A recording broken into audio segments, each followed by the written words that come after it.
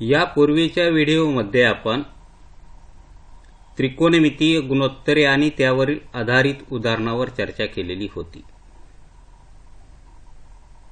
मागील सर्व व्हिडिओच्या लिंक आजच्या व्हिडिओच्या डिस्क्रिप्शनमध्ये देण्यात आलेल्या आहेत। आजच्या व्हिडिओमध्ये आपण 0°, 30°, 45°, 60° व 90° मापांच्या कोनांच्या त्रिकोणमितीय गुणोत्तरांच्या किमती या घटकावर चर्चा करणार आहोत। तर पहा, या प्रत्येक कोनाच्या त्रिकोणमितीय गुणोत्तरावर चर्चा करण्यापूर्वी आपण 30, 60, 90 मापांच्या त्रिकोणाचा गुणधर्म काय आहे आणि त्या गुणधर्माचा आधार घेऊन आपण या ठिकाणी 30° आणि 60° या लघु कोनाच्या संदर्भामध्ये त्रिकोणमितीय गुणोत्तराच्या किमती काय असतील यावर सर्वप्रथम चर्चा करू। आपणाला माहित आहे की ज्या त्रिकोणाचे कोन 30°, 60° आणि 90° असे असतात, त्या त्रिकोणामध्ये 30° कोनासमोरील बाजू कर्णाच्या निमपट आणि 60° कोनासमोरील बाजू कर्णाच्या वर्गमुळात 3 छेदस्थानी 2 पट असते। आता या ठिकाणी पहा की समजा ABC हा काटकोन त्रिकोण आहे, ज्यामध्ये B कोन 90° आहे, C कोन 30° आहे आणि A कोन 60° आहे। आता समजा आपण गृहीत धरलं की AB ही बाजू A लांबीची आहे, तर AB बाजूवरून आपणाला AC बाजू काढता येईल आणि BC ही बाजू काढता येईल। कारण त्रिकोणाचे कोन जर 30°, 60° आणि 90° असे असतील तर बाजूमधील संबंध आपणाला माहित आहे। कोणतीही एक बाजू माहित असेल तर इतर 2 बाजू आपणाला या गुणधर्मा आधारे काढता येतात। मग 30° कोनासमोरील बाजू जर A असेल, ही कर्णाच्या निमपट आहे, ACच्या म्हणजे AC आपणाला 2A मिळेल आणि त्या 2A वर्गमुळात 3 छेदस्थानी 2 पट BC मिळेल, म्हणजे या ठिकाणी वर्गमुळात 3A मिळेल। तर पहा, या ठिकाणी आपणाला AB बरोबर AC भागिले 2, 30° कोनासमोरील बाजू कर्णाच्या निमपट आहे हे माहित आहे। जर आपण या ठिकाणी AB जर A गृहीत धरलेला असेल तर आपणाला या ठिकाणी AC बरोबर 2AB लिहिता येईल, म्हणजेच AC ची किंमत आपणाला 2A मिळेल आणि AC च्या किमतीवरून आपण या ठिकाणी BC ची किंमत काय असेल, BC बरोबर वर्गमुळात 3 छेदस्थानी 2 AC आहे। मग BC बरोबर आपणाला मिळेल वर्गमुळात 3 छेदस्थानी 2 गुणिले 2A, AC ची किंमत 2A आहे। या ठिकाणी 2 2 कॅन्सल होतील आणि BC ची किंमत मिळेल आपणाला वर्गमुळात 3A। तर पहा, जर त्रिकोण 30°, 60° आणि 90° या प्रकारचा असेल तर त्यामध्ये बाजूमध्ये असणारा संबंध हा आहे। मग 30 कोनाच्या संदर्भामध्ये गुणोत्तर, प्रत्येक गुणोत्तर काय मिळेल, समजा sin 30 घेण्याचा प्रयत्न केला तर समोरील बाजू छेदस्थानी कर्ण A छेदस्थानी 2A म्हणजे 1 छेदस्थानी 2 मिळेल।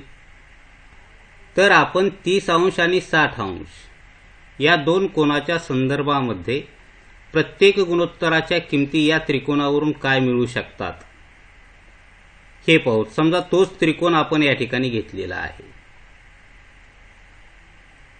ABC, ज्यामध्ये AB ची किंमत A आहे, AC ची 2A आहे आणि BC ची वर्गमुळात 3 आहे।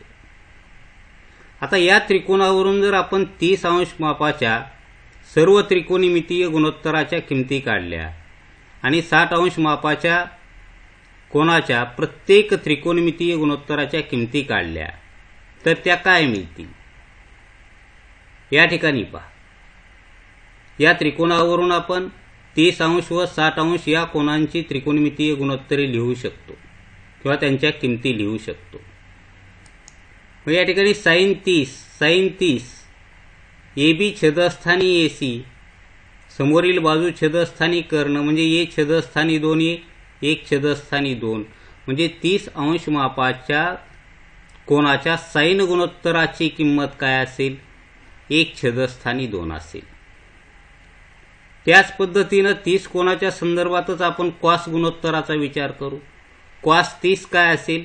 लगतची बाजू छेदस्थानी कर्ण म्हणजे वर्गमुळात 3A छेदस्थानी 2A ये कॅन्सल होतील म्हणजे वर्गमुळात 3 छेदस्थानी 2 असेल. त्याच कोनाच्या संदर्भामध्ये टॅन 30 काय लिहिता येईल? A छेदस्थानी 2A A छेदस्थानी वर्गमुळात 3A समोरील बाजू छेदस्थानी लगतची बाजू म्हणजे 1 छेदस्थानी वर्गमुळात 3. त्यानंतर कॉट 30 काय लिहिता येईल?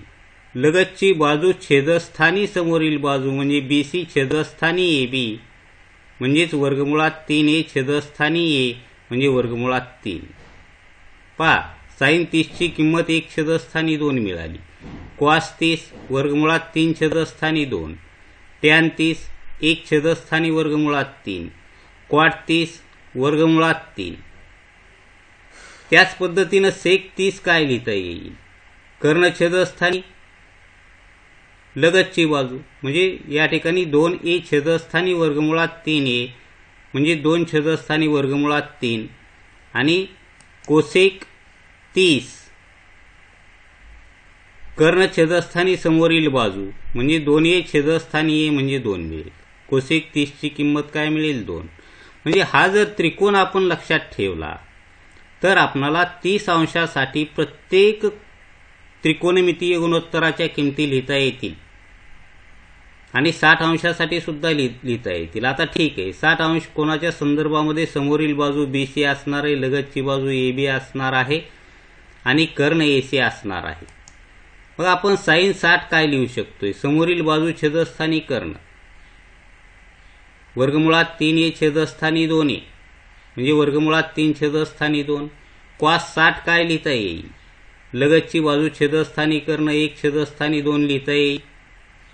टॅन 30 समोरील बाजू छेदस्थानी लगतची बाजू वर्गमुळात 3A छेदस्थानी A वर्गमुळात 3.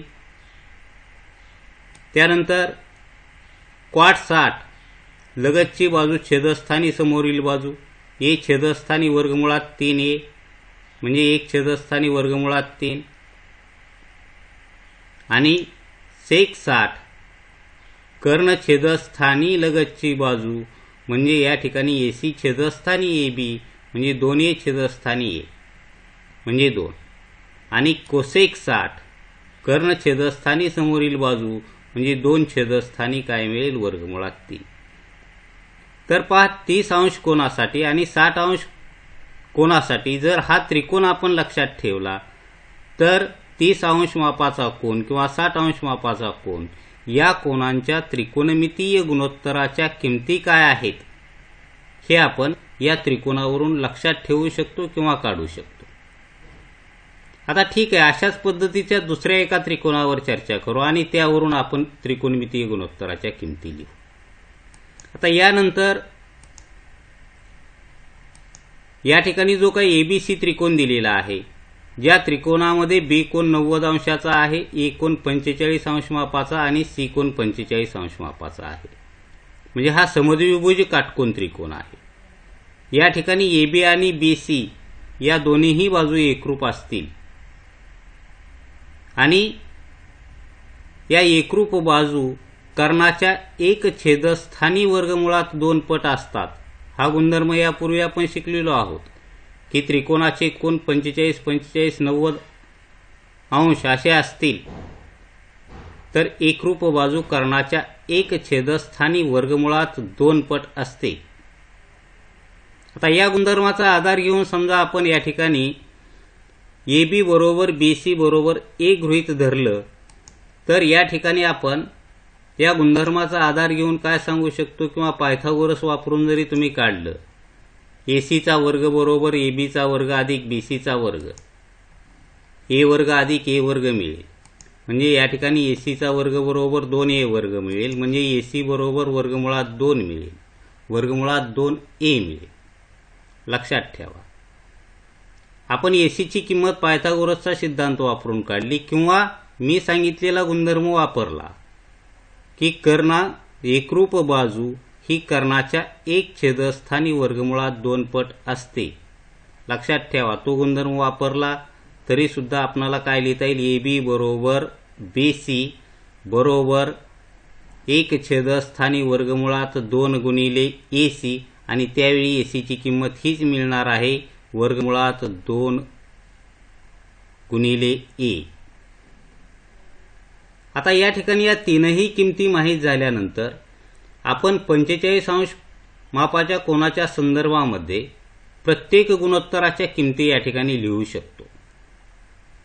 आता या ठिकाणी पहा, sin 45 काय लिहिता येईल, समोरील बाजू आता कोणत्याही कोनाच्या संदर्भात घ्या, A कोनाच्या संदर्भात घ्या किंवा C कोनाच्या संदर्भात घ्या, गुणोत्तरांच्या किमती त्याच मिळतील, कारण कोन एकरूप आहे। त्यामुळे sin 45 मिळेल एक छेदस्थानी वर्गमुळात 2, समोरील बाजू छेदस्थानी कर्ण। cos 45 सुद्धा तीच मिळेल, लगतची बाजू छेदस्थानी कर्ण। tan 45 काय मिळेल, समोरील बाजू छेदस्थानी लगतची बाजू, दोन्ही बाजू एकरूप आहेत, tan 45 ची किंमत मिळेल 1। त्यानंतर cot 45 ची सुद्धा एकच मिळेल, लगतची बाजू छेदस्थानी समोरील बाजू। त्यानंतर sec 45 कर्ण छेदस्थानी लगतची बाजू। आपण C कोनाच्या संदर्भात या ठिकाणी बोलत आहोत, तुम्ही A कोनाच्या संदर्भात जरी या ठिकाणी विचार केला तरी याच किमती मिळतील। आणि कोसेक 45 ची किंमत काय मिळेल, कर्ण छेदस्थानी समोरील बाजू म्हणजे वर्गमुळात 2A छेदस्थानी A म्हणजे वर्गमुळात 2 मिळेल। पहा, यापूर्वी आपण 30 60 90 प्रकारचा त्रिकोण आणि त्यानंतर 45 45 90 प्रकारचा त्रिकोण, या 2 त्रिकोणावरून जर विचार केला तर आपणाला 30 अंश 60 अंश आणि 45 अंश या मापांच्या कोनांसाठी आपल्याला त्रिकोणमितीय गुणोत्तराच्या किमती लिहिता येतील। आता राहिला प्रश्न 0 आणि 90 अंशाचा, तर त्याच्या काही सिद्धता आपण देणार नाहीत, फक्त या ठिकाणी 0 अंशासाठी आणि 90 अंशासाठी प्रत्येक त्रिकोणमितीय गुणोत्तराच्या किमती काय असू शकतात। आता या ठिकाणी आपण त्रिकोणमितीय गुणोत्तराच्या व्याख्या पाहिल्या किंवा सूत्र पाहिली, तर त्या सूत्राचा आधार घेऊनही आपण 0 अंशासाठी 90 अंशासाठी किमती काढू शकतो, काही अडचण नाही। परंतु त्यासाठी त्या त्रिकोणामध्ये आपणाला एक कोन जेव्हा लघुकोन 0 अंशाचा होईल त्यावेळी त्या ठिकाणी काय परिस्थिती निर्माण होईल याचा विचार करावा लागेल, किंवा 90 कोनासाठी समोरील बाजू काय आणि कर्ण काय सारख्याच राहतील, आणि त्यावेळी आपणाला समजा आपण sin 90 घेतलं किंवा sin 0 घेतलं किंवा sin 90, समोरील बाजू छेदस्थानी कर्ण, समोरील बाजू कर्ण आहे आणि कर्ण ही कर्ण स्वतःच ती बाजू आहे, म्हणजे या ठिकाणी sin 90 ची किंमत काय मिळू शकते 1। तर अशा पद्धतीने थोडा विचार करून या ठिकाणी 0 आणि 90 अंश या कोनासाठी त्रिकोणमितीय गुणोत्तराच्या किमती आपण शोधू शकतो किंवा लक्षात ठेवू शकतो। जेव्हा जेव्हा 0 ने भागण्याची क्रिया येईल त्यावेळी 0 ने भागणे ही अर्थहीन क्रिया असते, आणि त्यामुळं जेव्हा 1/0 येईल किंवा कोणत्याही संख्येला आपण 0 ने भागतो त्यावेळी भागाकार आपणाला सांगता येत नाही, त्यावेळी अशा किमतीला आपण इन्फिनिटी म्हणजेच अव्याख्येय, ज्याची व्याख्या आपणाला करता येत नाही असा त्या किमतीसाठी आपण उल्लेख केलेला आहे. तर पहा, साइन 00, कॉस 01, टॅन 00, सेक 01 आणि कोसेक 0 आणि क्वाट 0 या दोन गुणोत्तराच्या बाबतीमध्ये 0° मापाच्या कोनासाठी किमती सांगता येत नाहीत, म्हणून त्याला आपण अव्याख्येय आहेत असा या ठिकाणी उल्लेख केलेला आहे. त्यानंतर 90° कोनासाठी साइन 90 येईल, कॉस 90 असेल, कोसेक 90 असेल, क्वाट 90 असेल आणि सेक 90 आणि टॅन 90 याच्यासाठी त्या किमती अव्याख्येय असतील. तर पहा, आपण 0°, 30°, 45°, 60° आणि 90° या मापांच्या कोनासाठी त्रिकोणमितीय गुणोत्तराच्या किमती वेगवेगळ्या पद्धतीनं आपणाला कशा लक्षात ठेवता येतील किंवा कशा काढता येतील हे पाहिलेले. समजा या सर्व किमती आपण एकत्रितपणे या ठिकाणी सारणीत पाहू शकता. आता ही सारणी तयार करण्यासाठी आपणाला वेगवेगळ्या ट्रिक्स सांगितल्या जातात की साइनच्या किमती लक्षात ठेवा किंवा साइनच्या किमती कशा काढाव्यात. समजा आपण 0, 1, 2, 3, 4 हे अंक क्रमानं लिहिले आणि प्रत्येकाला 4 भागलं आणि नंतर त्याचं वर्गमूळ काढलं, तर आपल्याला साइन गुणोत्तरासाठी 0°, 30°, 45°, 60° आणि 90° यासाठी किमती मिळतील. आपण या ठिकाणी 0, 1, 2, 3, 4 हे अंक क्रमानं लिहायचे, त्याला 4 भागा आणि प्रत्येकाचं वर्गमूळ काढा. क्रमानं येणाऱ्या किमती या कोणाच्या असतील. आता त्याचा उलट क्रम, या ज्या क्रमानं आपण साइनच्या किमती लिहिलेल्या आहेत त्याच्या उलट क्रमानं 1 या ठिकाणी वर्गमुळात 3 छेदस्थानी 2 या ठिकाणी 1 छेदस्थानी वर्गमुळात 2, त्यानंतर 1 छेदस्थानी 2, त्यानंतर 0. उलट क्रमाने लिहिल्या तर कॉसच्या किमती मिळतील. या दोघा जणांचा भागाकार साइन अल्फा छेदस्थानी कॉस अल्फा हे चिन्ह लक्षात ठेवा. Alpha, beta, gamma, lambda, theta हे वेगवेगळे जे काही चिन्ह आहेत हे तुम्ही लक्षात ठेवा आणि या दोघाचा भागाकार करून आपण त्यांच्या किमती काढू शकतो. यापूर्वी आपण त्रिकोणमितीय गुणोत्तरातील सहसंबंध पाहिला, तो वापरून या ठिकाणी आपण सारणी पूर्ण करू शकतो जर साइनच्या किमती माहीत असतील तर. आणि साइनच्या किमती काढण्यासाठी मी तुम्हाला सांगितलेले 0, 1, 2, 3, 4 हे 5 अंक क्रमाने लिहा, 4 ने भागा, वर्गमूळ काढा. क्रमाने येणाऱ्या किमती या साइनच्या असतील. त्याच्या उलट कॉसच्या, या साइन आणि कॉसचा भागाकार केल्यानंतर त्यांच्या किमती मिळतील. आणि या साइनचे सर्व गुणाकार व्यस्त घेतले तर कोसेकच्या किमती मिळतील. कॉसचे गुणाकार व्यस्त घेतले तर सेकच्या किमती मिळतील आणि टॅनचे गुणाकार व्यस्त घेतले तर क्वाटच्या किमती मिळतील. तर अशा पद्धतीनं आपण 0°, 30°, 45°, 60° व 90° मापांच्या कोनांच्या त्रिकोणमितीय गुणोत्तरांच्या किमती काय असतात आणि त्या कशा आपणाला मिळवता येतील या घटकावर चर्चा केलेली आहे. धन्यवाद.